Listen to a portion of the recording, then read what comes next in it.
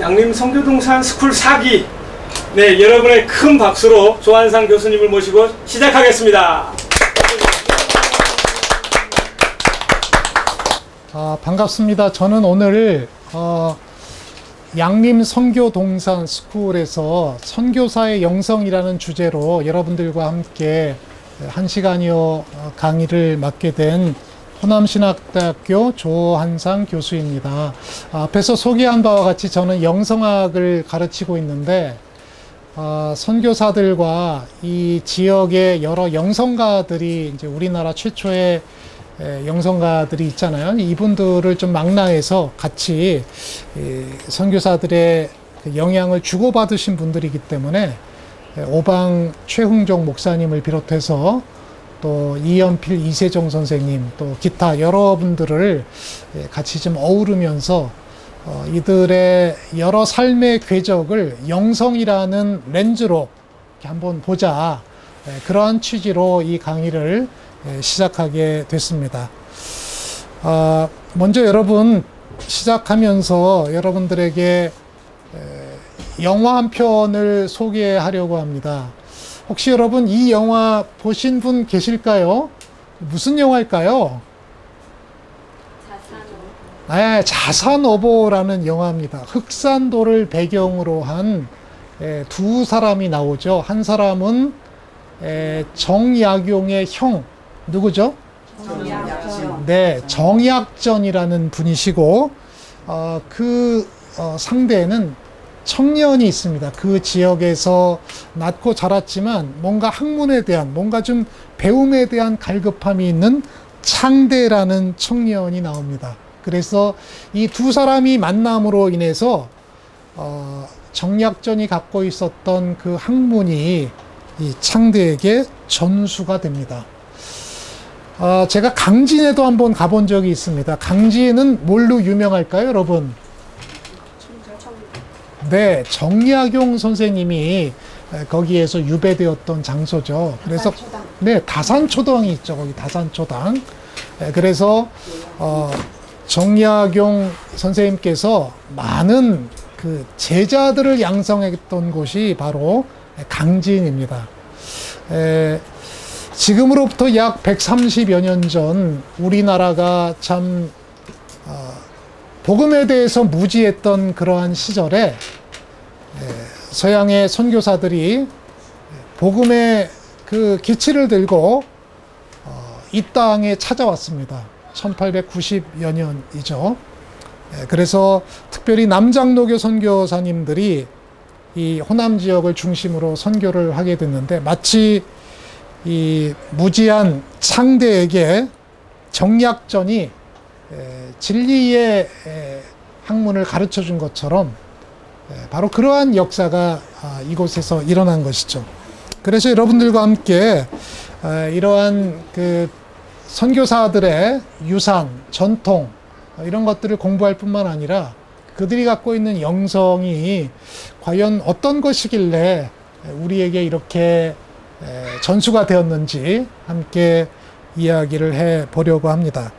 네, 저 지역이 흑산도를 배경으로 찍었다고 합니다. 그래서 저도 오래전에 이 영화를 보면서 참 큰 감동을 받았습니다. 흑백 촬영했던 그 영화인데요. 지금 그 한 컷을 보니까 다시 한번 그때 받았던 감동들이 다시 살아나는 듯 합니다. 여러분, 영성이라고 하니까 좀 아무래도 막연하지 않습니까? 그래서 저는 먼저 여러분들에게 한 가지 질문을 하면서 시작을 하려고 합니다. 제일 쉬운 그 단어가 사랑이죠. 사랑이란 무엇일까?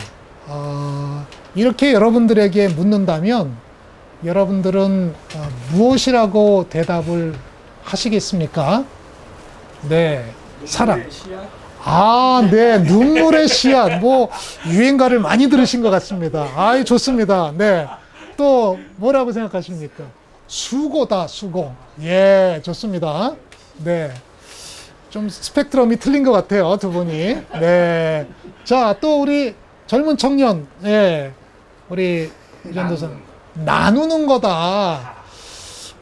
이게 젊은 청년이 생각하는 것이 좀 뭔가 틀리네요. 네. 예, 또 뭐 좀 말씀하고 싶은 분 계실까요? 사랑이란 뭘까?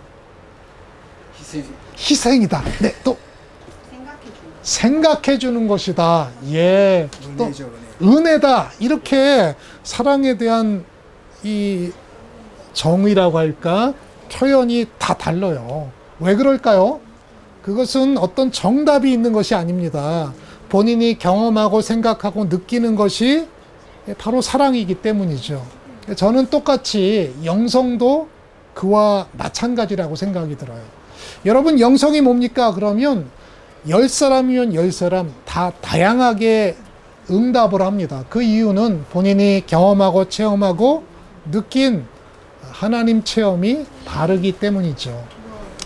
그렇지만 사랑이 스펙트럼이 다양하지만 또 사랑이란 이러이러한 것이다 라고 어떤 정의를 내릴 수 있는 것처럼 영성도 여러 학자들이 스펙트럼이 다양하지만 나름대로 무엇인가 정의를 내리신 분들이 있어요. 그래서 이 시간에는 먼저 영성이란 무엇인가 여러 사람들의 정의를 좀 살펴보고 이 영성을 4가지 카테고리로 나눠가지고 함께 살펴보려고 합니다. 존 맥커리라는 분이 다음과 같이 이야기합니다. 같이 한번 읽어볼까요? 영성은 시작. 영성은 온전한 의미에서 인간이 되어가는 것, 즉 지덕체가 그리스도의 장성을 이루는 것. 네. 천천히 음미해 보면서 읽어보면 영성이란 온전한 의미에서 인간이 되어가는 것이라고 이야기를 했어요. 그리고 우리의 지적인 것, 덕적인 면, 또 육체적인 것이 그리스도의 장성한 분량에 이르는 것이다. 아주 멋들어지게 영성을 이야기를 한 것 같습니다. 또 다음 중요한 인물은 산드라 슈나이더스라는 분이신데 이분은 조금 어렵지만 중요한 이야기를 했습니다. 영성이란 사람이 인식할 수 있는 소외감이나 자기 도취, 그냥 어떤 것에 몰입된 그런 게 아니고 저 궁극적인 가치를 향한 자기 초월의 견지에서 자신의 인생을 통합하려는 의식적 노력이다. 네. 이렇게 설명을 하니까 조금 어려운 것 같아요. 그쵸? 여러분, 이게 뭐 아는 것 같은데 조금 어렵다. 그래서 중요한 단어를 제가 빨간 글씨로 이렇게 하이라이트 했습니다. 궁극적인 가치. 여러분의 궁극적인 가치는 뭘까요? 저 하늘나라, 또 영적인 것, 영원한 것, 이런 것들을 추구하는 것이죠. 그런데 우리가 이런 것들을 추구한다고 해서 자기 몰입이나 도취가 아니에요. 여러분, 어떤 한 곳에 이렇게 몰입되면 다른 것을 보지 못하잖아요. 그런 것이 아니라 자기 초월의 견지에서 자신의 인생을 통합하는 거예요. 우리의 앞에서 말씀한 것처럼 지적인 것, 덕적인 것, 육체적인 것이 통합되는 것처럼 이런 것을 통합하려는 의식적 노력이다. 이렇게 설명합니다. 자, 다 잊어버리시고 맨 마지막에 의식적 노력의 별표를 한번 해보세요. 그러면 다음과 같은 이야기로 진전될 수 있습니다. 제가 가끔씩 우리 학생들에게 설명할 때 자전거 타면서 자전거를 배운다 라는 이야기를 많이 합니다. 여러분 혹시 자전거 배울 때 생각해 보십시오. 자전거를 이론으로 배운 사람 있을까요? 수영을 어떻게 배웁니까? 수영장에 가서 이렇게 허우적 거리다가 강물에서 허우적 거리다가 수영을 배웁니다. 영성을 배우는 가장 좋은 방법은 자신에게 맞는 영성 훈련을 병행하는 것입니다. 이것이 영성을 배우는 가장 좋은 방법이죠. 네, 그래서 요즘 영성 일기를 쓴다든지 자신의 라이프 스토리를 되돌아보면서 영적 자서전을 쓴다든지 네, 아니면 예수님의 생애를 묵상한다든지 침묵의 시간을 갖는다든지 혹은 영적 고전을 읽는다든지 이러한 이제 활동들을 통해서 우리가 의식적 노력을 하면서 영성을 배울 수 있다. 이렇게 설명을 드릴 수 있습니다. 따라서 네, 궁극적 가치, 자기 초월, 통합, 의식적 노력 이러한 이제 개념을 머리에 두고 우리가 영성을 배우는 것은 이론이 아니라 무엇인가 실천하면서 배울 수 있구나라는 것을 머리에 두시면 될 것 같습니다. 그러므로 정리를 해보겠습니다. 같이 한번 읽어볼까요? 시작. 그러므로 영성이란 모든 사람이 각자 한편으로는 전인적이고 통합적인 사람이 되라는 부르심에 인격적으로 응답하는 것이며 다른 한편 자기 도취에서 초월하는 부르심 앞에 인격적으로 응답하는 것이다. 네, 통합이라는 용어가 아주 적절한 것 같아요. 전인격적으로 통합하는 것. 네. 그래서 우리가 이 영성이라는 것을 쉘드레이크라는 교수의 의견에 따라서 이 땅에 두 발을 딛고 서서 하나님과 함께 살아가는 것이다. 아주 멋들어진 표현을 한 것 같아요. 이 두 발을 공중에 이렇게 대고 이 세상과는 결별해서 사는 게 아니라 두 발은 땅에 딛고 하나님과 함께 살아가는 그런 인생이다라고 이야기를 했습니다. 바바라 보헤의 정의입니다. 영성이란 어제나 오늘이나 내일이나 매일매일의 삶 속에서 하나님의 신비를 체험하고 그 체험한 것을 표현하는 역동적인 용어다. 아주 바바라 보헤의 정의도 마음에 다가옵니다. 매일매일 삶 속에 일상의 영성이라는 거죠. 하나님의 신비, 영적인 것은 아무래도 신비적인 거잖아요. 그것을 체험하고 그것을 표현하는 것이다. 네, 신비적 경험 이런 것들을 이야기하는 것이죠. 네, 여러분들은 어떠신가요? 어떠한 신비적 경험들이 있으신가요? 예수 그리스도를 믿었는데 갑자기 변화되어서 세상의 것들이 가치를 잃고 영적인 것들을 더 소중히 생각하는 것, 이것도 엄청난 변화죠. 이것도 하나의 신비라고 할 수 있습니다.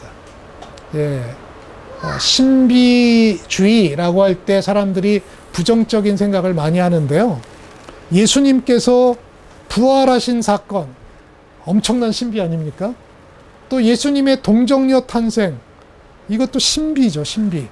네, 하나님께서 자신의 아들을 이 땅에 우리를 위해서 보내주신 사건, 인카네이션, 성육신 사건이야말로 또 엄청난 신비적 사건입니다. 십자가의 그 사랑을 보여준 사건. 그래서 이 신비를 체험한 사람들, 바로 그런 사람들이 그리스도인이고 그 체험한 것을 표현하는 역동적 용어가 영성입니다. 어떤 사람은 기도 가운데 체험했고, 어떤 사람은 성경을 공부하다가 체험했고, 어떤 사람은 치유를 체험해서 하나님을 경험하기도 하고, 어떤 사람은 또 뭐가 있을까요? 다양한 이제 하나님의 찬양 가운데 체험하는 경우도 있고, 네, 이러한 이제 체험들이 다양하기 때문에 이 영성이란 용어가 역동적이라는 그러한 용어로 표현될 수 있는 것이죠. 정리를 해볼까요? 그러므로 영성이란 삶 전체에 관심을 가지는 거예요.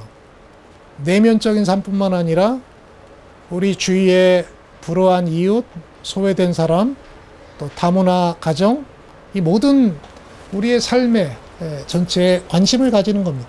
요즘 생태 문제가 심각하잖아요. 그래서 생태에도 관심을 갖고 포용하고 내면의 삶뿐만 아니라 이웃과 세상에 관심을 갖고 관여하는 것이야말로 건강한 기독교 영성이다. 잘못하다가는 우리가 영성 추구하는 사람들이 그냥 기도원에서만 사는 그런 경우가 있는데, 이거는 이제 세상의 삶과는 괴리된 삶이죠. 그러한 면에서 하나님과 인간과 세상과의 관계를 통해서 이해될 수 있다. 이렇게 정의해 볼 수 있겠습니다.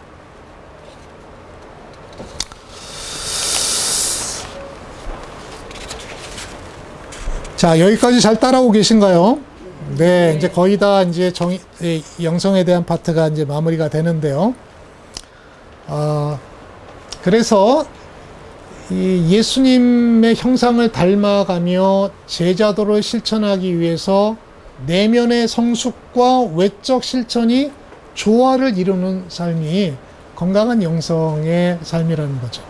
또 개인의 삶과 사회적 책임의 균형을 추구하는 통전적인 삶이야말로 건강한 영성을 추구하는 것이다. 이렇게 말씀드릴 수 있습니다. 그래서 다음과 같이 그림으로 제가 표현을 하려고 했는데 이 PPT 실력이 없어서 저희가 글자 넣는 건 제가 못했어요. 근데 이게 더 잘 된 것 같아요. 왜냐하면 여러분의 집중을 예, 하기 위한 겁니다. 네.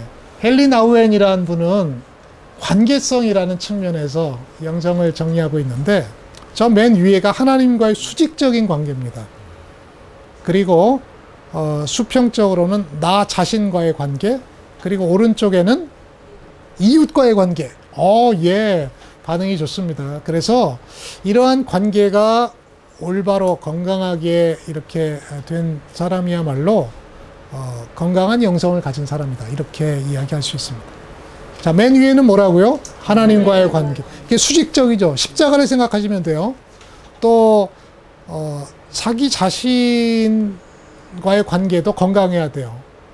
예를 들면 내적인 상처, 아픔, 뭐 마음의 여러 가지 쓴뿌리 이런 것들이 하나님과의 관계에서 회복이 돼야 건강한 자아상을 가질 수 있는 거죠.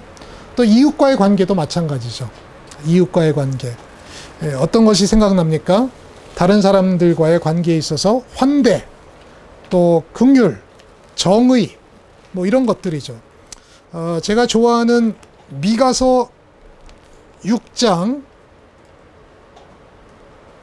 말씀해 보면 다음과 같은 말씀이 있습니다. 6장 8절을 한번 읽어볼까요? 사람아, 주께서 선한 것이 무엇임을 내게 보이셨나니 여호와께서 내게 구하시는 것이 오직 뭐를 행한다고요? 공의를 행하고 인자를 사랑하며 겸손히 내 하나님과 함께 행하는 것이 아니냐. 유대인들은 613가지의 율법이 있는데 너무 많잖아요. 그것을 압축해 주세요 그랬더니 10개로 압축하셨어요. 그게 바로 10계명이죠. 10계명을 다시 압축하면 하나님 사랑, 이웃 사랑. 네, 그것을 한마디로 얘기를 해달라 그랬더니 바로 미가서 6장 8절로 요약할 수 있는 거예요. 천천의 수양, 만만의 강수 같은 기름을 하나님이 기뻐하시는 것이 아니라 하나님께서 기뻐하시는 것이 있다. 그것은 공의를 행하는 것, 인자를 사랑하는 것, 겸손히 하나님과 함께하는 것이다. 이 말이 우리에게 주는 메시지가 크다는 거죠. 세상은 막 망가지고 어그러졌는데 거기에 대한 관심이 없다. 이거는 건강한 영성이죠. 공의를 행하는 것이다. 또 인자를 사랑하는 것이다. 또 겸손히 하나님과 함께 행하는 것이다. 네, 그래서 이렇게 이제 관계성으로도 볼 수 있죠. 자, 여러분, 오늘의 이제 핵심이 다음과 같은 4가지 기독교 영성의 유형으로 정리해 볼 수 있습니다. 앞에서는 기독교 영성에 대한 설명을 쭉 했는데요. 이것을 2000년 교회 역사를 통해서 4가지 패러다임으로 정의를 한 분이 쉘드레이크인데 이 쉘드레이크의 방법을 가지고 제가 오늘 강의의 주된 방법론으로 삼았습니다. 첫 번째 유형을 수도원적 유형으로 이야기합니다. 이것은 뭐냐? 313년 기독교가 공인된 이후로 많은 사람들이 참된 신앙을 찾아 사막과 광야로 떠났어요. 그러면서 수독하면서 주님을 이제 닮아가려고 노력을 했죠. 그러면서 생긴 것이 수도원입니다. 우리는 수도원 하면 아무래도 좀 부정적인 생각을 많이 갖고 있는데 베네딕토 수도원 이후로 이 수도원이 서방교회를 다 이렇게 대표하는 중요한 어떠한 패러다임을 형성했습니다. 요즘은 뭐 공부하고 싶으면 대학을 가면 되잖아요. 요즘은 뭐 인터넷으로도 중요한 정보가 많았지만 많이 습득할 수 있지만 당시에는 수도원을 가야만 거기서 공부도 하고 글도 배울 수 있고 뭔가를 할 수 있었던 거예요. 그래서 수도원이 학교 역할도 하고 또 교육기관 역할도 하고 영성을 형성하는 중요한 역할을 했죠.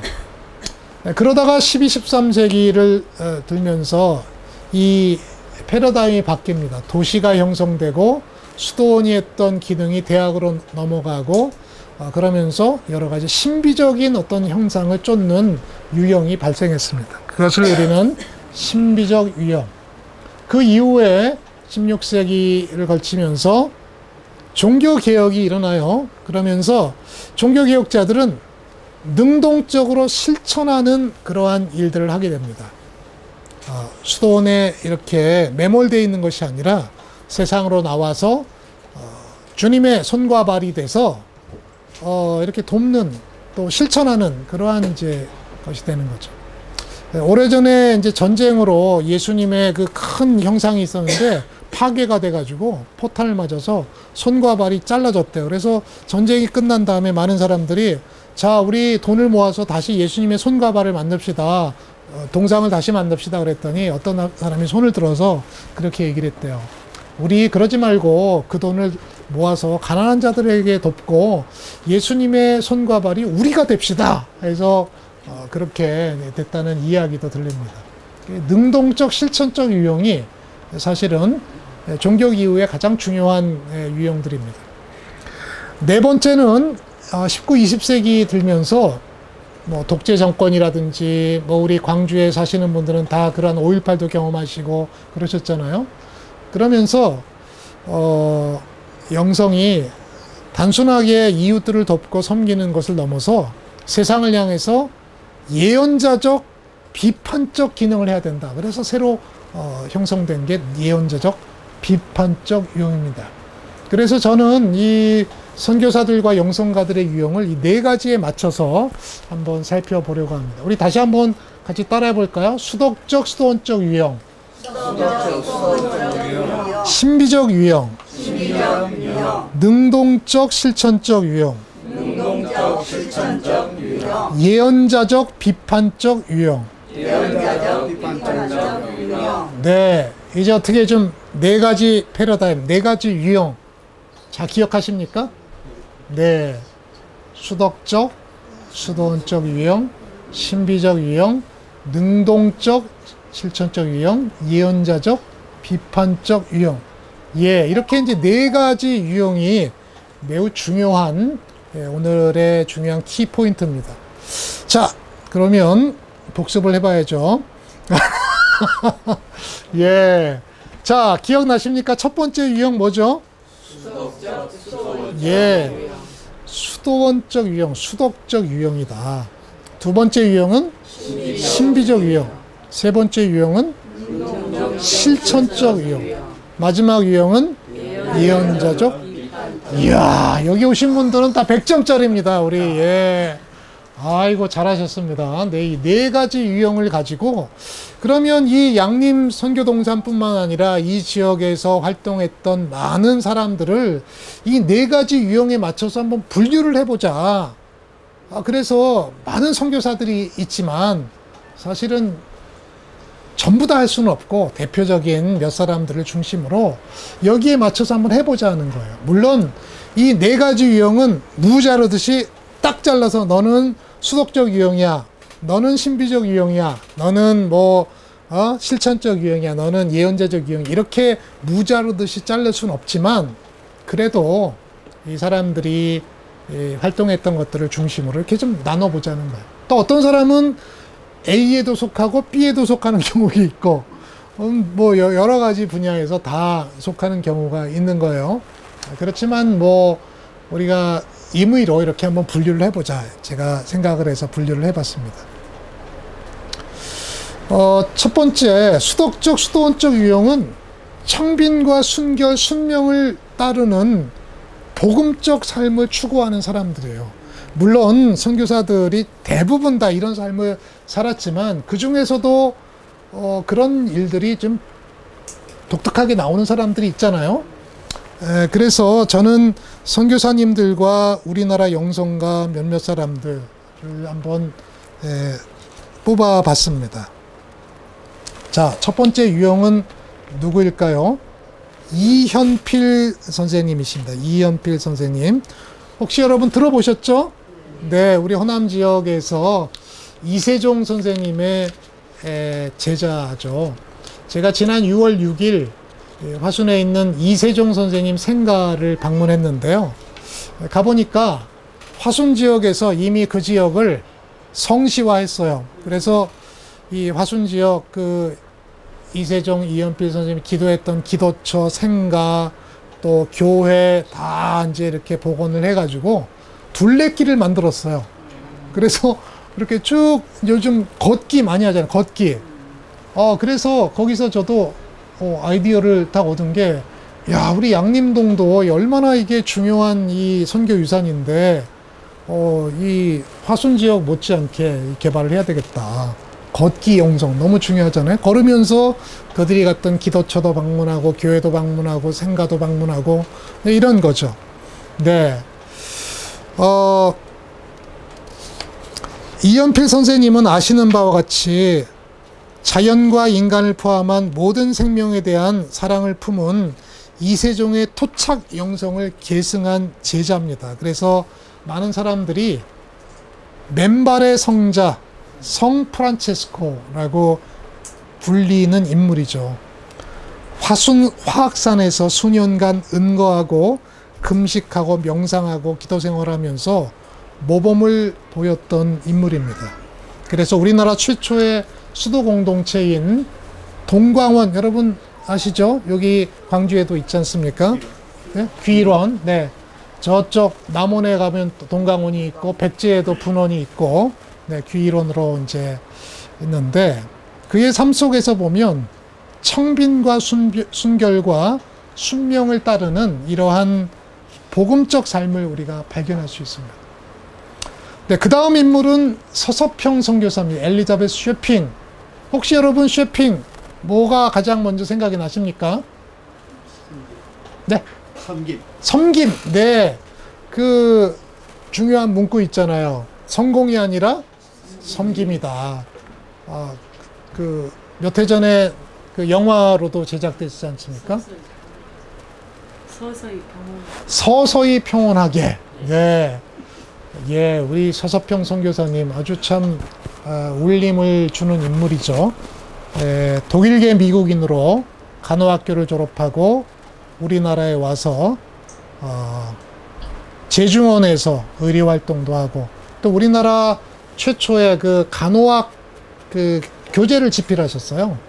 네, 뿐만 아니라 여러분 각 교회 가보면 다 여전도회가 있잖아요. 여전도회를 제일 먼저 조직한 분이 서서평 선교사님이시죠. 또 양아들 요한과 13명의 불우한 여성을 양녀로 삼았고 그들을 돌보고 또 섬겼던 사랑의 천사.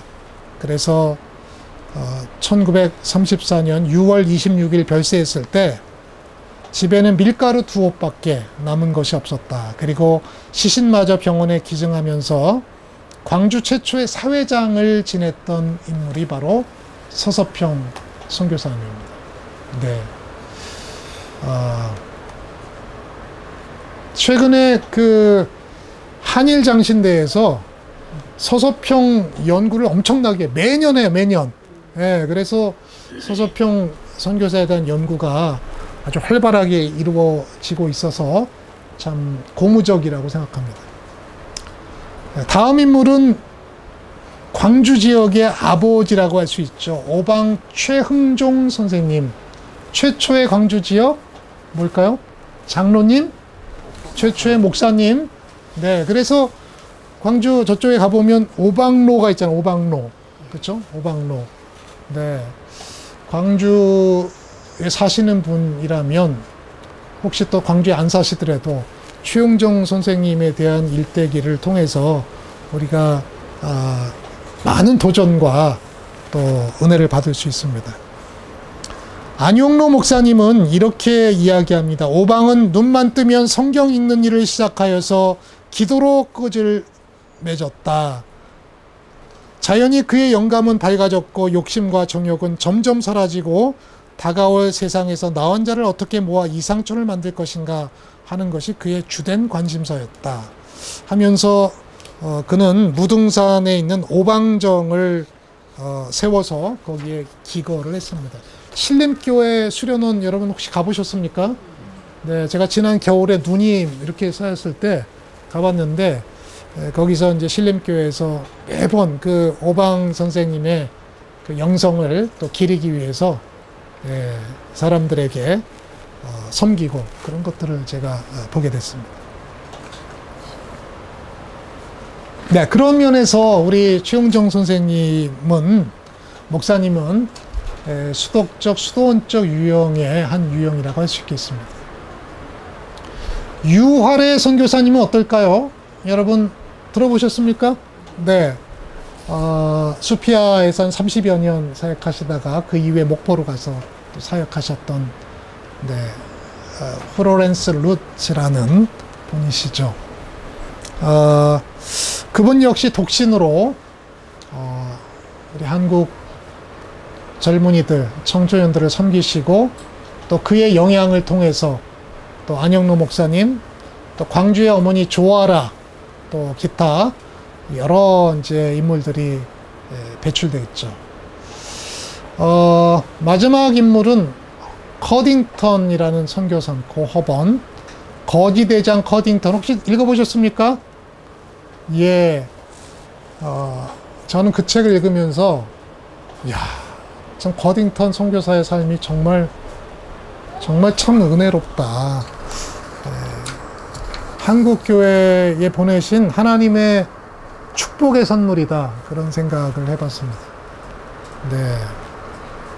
20여 년 한국에서 기독병원 원장으로 계시고 그러다가 한국 사회가 발전하니까 더 어려운 나라로 가겠다 해서 방글라데시로 가셨지 않습니까?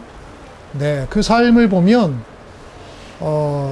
늘 가난한 자들과 함께 했고 또 외국에 나갈 때도 가장 저렴한 비행기를 타고 가시고 정말 그 청빈한 삶이 몸에 배있던 분이시라고 얘기를 하죠. 네. 네, 그래서 이 여러 사람들이 더 있겠지만 저는 이제 대표적으로 5명을 이렇게 언급을 했습니다. 자, 두 번째 유형은 사실 이게 조금 어렵습니다. 왜냐하면 신비적 유형은 뭔가 좀 신비적 체험을 하고 막 그래야 되는데 선교사들의 그 어떤 생애나 일기나 편지나 이런 거 찾아보면 찾기가 어려워요. 그래서 저도 이 신비적 유형을 이렇게 카테고리를 했지만 이렇게 하기가 너무 어려운 거예요. 그러다가 제가 최근에 헌틀리 선교사의 자서전을 읽으면서 신비적인 어떠한 언급을 제가 발견하게 됐습니다. 네. 그의 미간행 자서전 92쪽에 보면 다음과 같은 이야기가 있습니다. 이거는 처음 여러분들에게 설명하는 내용들이에요. 네. 한국에 온 지 7년째 되던 해, 7년 정도 되니까 이제 적응도 되고 좀 탈진도 되고 좀 그런 상황인데 헌틀리 선교사가 오순절 운동에 대한 관심이 생겼어요. 그리고 오순절 운동에 대한 책을 읽고 있는데 그의 와이프인 마르다가 물어봤어요. 성령 충만하고 싶지 않아? 헌틀리에게 물어봤대요. 마치 그 말이 제 몸과 영혼을 꿰뚫는 것 같았습니까? 그러나 저는 아무 말도 하지 못했어요. 며칠 후에 데이비드 로즈, 우리말로 오대원 선교사님 아시죠? YM을 창설하신 그 남장로의 선교사님이죠. 이분이 이제 미국에 갔다가 한국에 오실 일이 있어가지고 같이 교제를 하는 거예요. 그러다가 같이 함께 기도하다가 성령의 충만함을 위해서 기도했는데 막 뜨거워지기 시작했다는 거예요. 그러면서 주님을 찬양하고 마가의 다락방에 임했던 성령의 역사가 그 가운데 임하게 됐다. 그러면서 그 다음날 우리는 방언의 은사를 위해서 기도했는데 갑자기 오순절에 임했던 성령의 역사가 임했다. 이렇게 이제 이야기하면서 너무나 충만하니까 얼굴이 환하게 되잖아요. 그러니까 이제 광주에 운전을 하고 있던 옆에 한 남자가 아니 무슨 일 있습니까? 그랬더니 성령 충만해가지고 자기의 모습이 이렇게 나타났다. 이렇게 이제 언급을 하고 있습니다. 또 한 가지는 이분이 병원에 원목을 했잖아요. 저기 그 광주 기덕병원에 병원에 환자였던 한 남자가 기억이 납니다. 이렇게 이제 이야기를 합니다. 정말 하나님의 존재를 믿으세요? 하고 불쑥 그가 물었다는 거예요. 네, 그런데 왜 믿지 않는지 말씀해 주실래요? 우리의 대답을 받아들이자 그가 감정의 물꼬가 막 튼 거예요. 이 사람은 자살을 시도했던 사람이고 그래서 약물 때문에 시력을 다 잃었던 거예요. 근데 헌틀리 선교사가 이제 말씀하는 거예요. 자, 잠시 후에 우리 예배당에서 좀 영적인 데 관심 있으면 2시에 와서 얘기를 합시다. 근데 이 사람이 온 거예요. 그래서 이 사람을 위해서 기도하고 성령 충만함을 간구하고 기도가 끝났을 때 모두 눈을 떴는데 그는 이상하게 주위를 둘러보더니 옆에 있는 신문을 집어드는 거예요. 이 자살 시도를 해서 약물로 인해서 앞을 잘 제대로 못 보는데 신문을 막 읽기 시작했다는 거예요. 그러면서 다들 그냥 놀라가지고 그의 눈을 고쳐주신 하나님께 찬양하고 당장 의사에게 달려갔더니 와 이거 기적이다 하면서 그렇게 이야기를 했다는 겁니다. 그래서 이 헌틀리 선교사님은 이러한 이야기들을 자신의 삶의 한 부분으로 이렇게 설명을 합니다. 이런 일들이 이제 있었다. 그 외에도 여러분 이제 이현필 선생님의 이야기입니다. 이현필 선생님은 목사도 아니고 정식으로 신학 교육을 받거나 교회에서 활동 경험이 많지 않은 사람이었습니다. 성령을 받고 그 이세종 선생님의 이제 교육을 받고 화학산에서 4년, 지리산에서 4년, 7, 8년 동안 기도 생활에 매진했는데 어느 날 이제 이분이 이제 임종을 맡게 됐습니다. 그러면서 그가 그렇게 이야기해요. 나의 장례식이나 무덤은 간소하게 해달라. 그러면서 자기가 임종하는 때를 알고 1964년 3월 18일 새벽 3시 벽제 계명산 아래서 임종할 때 네, 가지요, 가지요! 라고 이야기하면서 내일 새벽 3시에 내가 죽는다 라고 시간까지 말씀하셨다고 해요. 그리고 마지막에 오 기쁘다 기쁘다 이 기쁨을 어떻게 표현할까 종로 네거리에 나가서 전하고 싶어 하면서 내가 먼저 갑니다 다들 이제 오시오 하고 말씀을 하고 세상을 떠났다고 합니다. 그런 면에서 이현필 선생님의 마지막 삶도 이제 신비적인 어떤 것이 있다 이렇게 볼 수 있죠.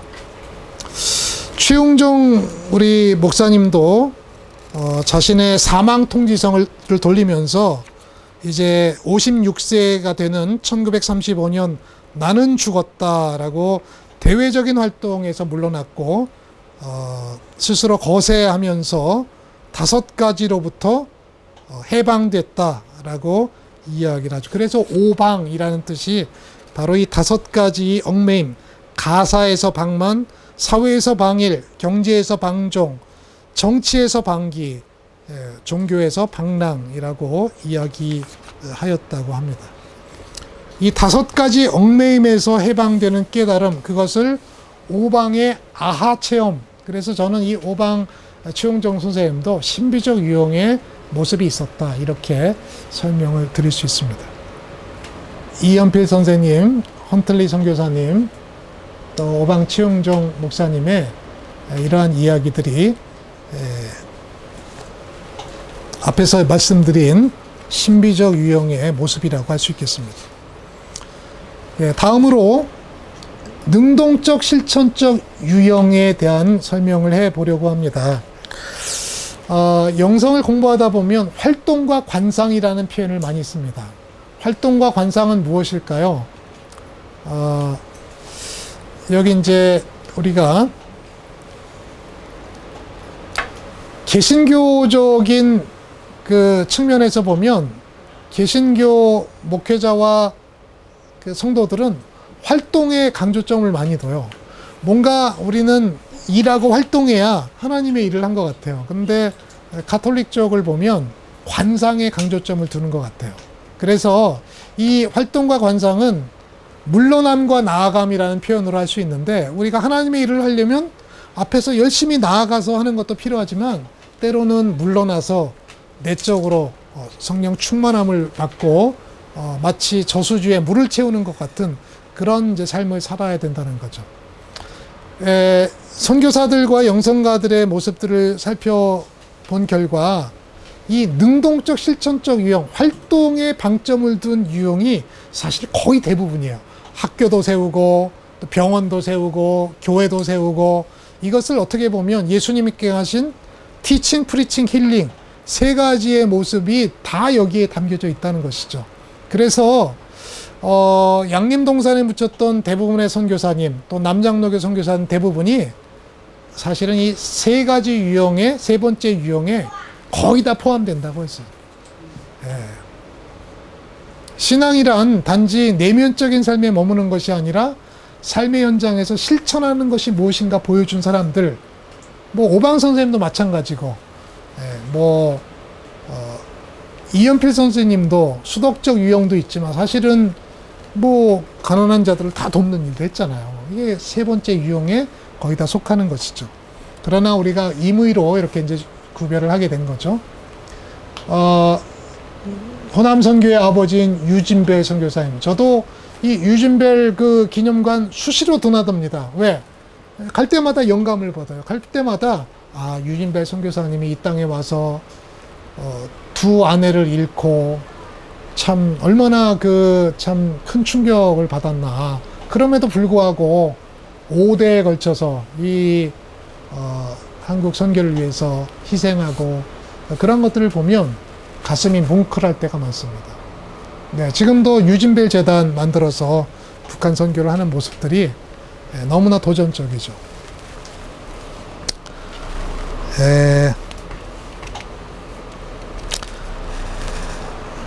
오웬 선교사님도 마찬가지죠.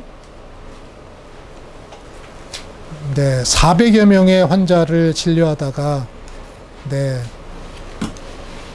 광주에서 제일 멀리 떨어진 장흥 지역을 순회하던 중 급성 폐렴으로 순직하셨죠. 그 아내가 10년 동안 남아가지고 이 한국 선교를 위해서 아이들과 함께 수고했던 것을 우리가 기억합니다.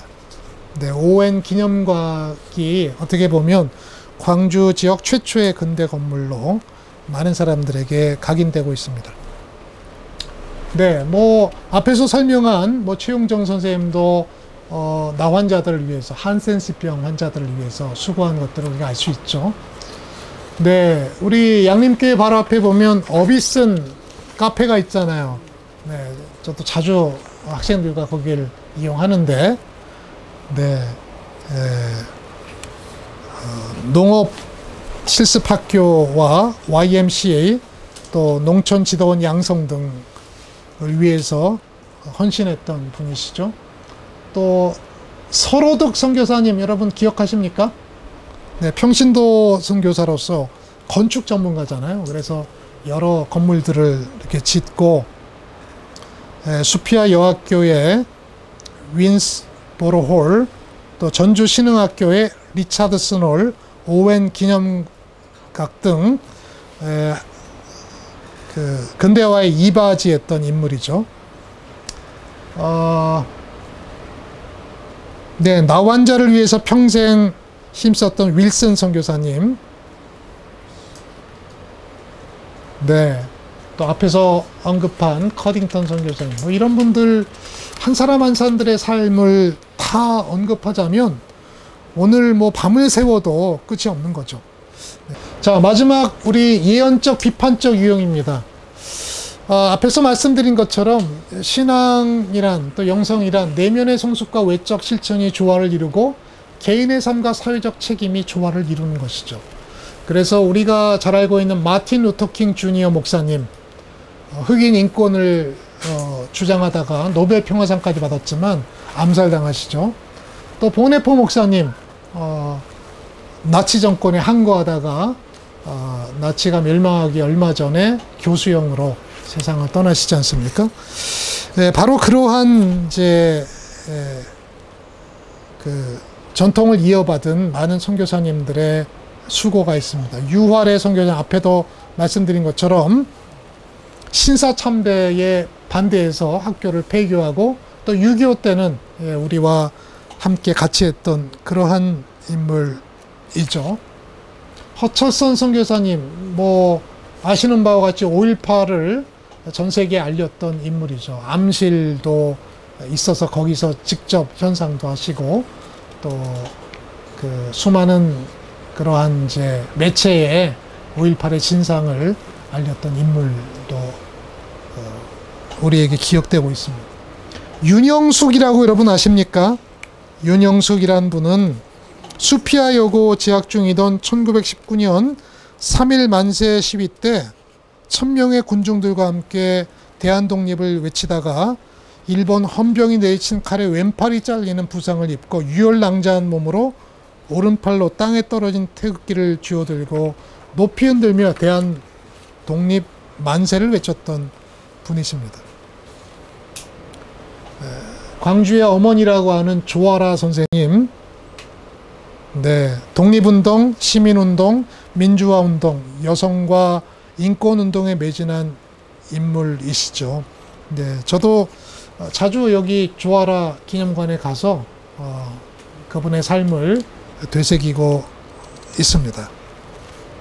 자, 우리의 길은 마치 저 멀리 천상을 향해 가는 길인 것 같아요. 여기가 여러분 어딘 줄 아십니까?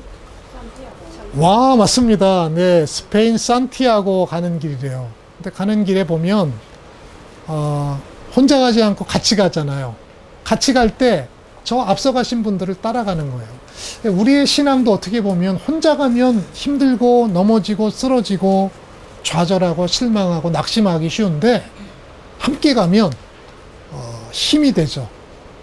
네, 그리고 앞서 가신 분을 따라가면 그 길이 즐겁습니다. 아마도 남장로교 선교사님과 이 지역에 우리에게 복음을 전해준 영성가들은 우리의 믿음의 선배 앞에 가신 그러한 길 안내자라고 생각이 들어요. 우리가 그 길을 따라갈 때 즐겁게 기쁨으로 또 힘들지만 승리하는 길을 갈 수 있습니다. 이곳에 모인 모든 분들이 서로서로에게 동역자가 되어서 또 귀한 또 힘과 또 여러 가지 격려를 해줄 수 있는 그런 시간들이 됐으면 좋겠습니다. 제 마지막으로 이 글을 설명드리고 마치겠습니다. listen이라는 말과 silent라는 말은 똑같은 말인데 철자만 바꾸면 똑같은 말이 된대요. 잘 듣는다, 또 침묵한다. 이것이 영성에서는 매우 중요한 것인데 저는 그 선교사님들의 영성을 마무리하면서 우리가 조용한 침묵 가운데 그들의 삶을 반추해보고 잘 듣는다면 그들이 물려준 신앙의 유산들을 우리 세대가 아니라 또 다음 세대에 전달할 수 있는 그러한 놀라운 그러한 계승이 일어날 거라고 생각합니다. 이러한 일들이 저와 여러분의 교회와 공동체와 가정 또 이 지역에 일어날 수 있기를 간절히 바랍니다. 이상으로 오늘 발표를 마치도록 하겠습니다. 감사합니다.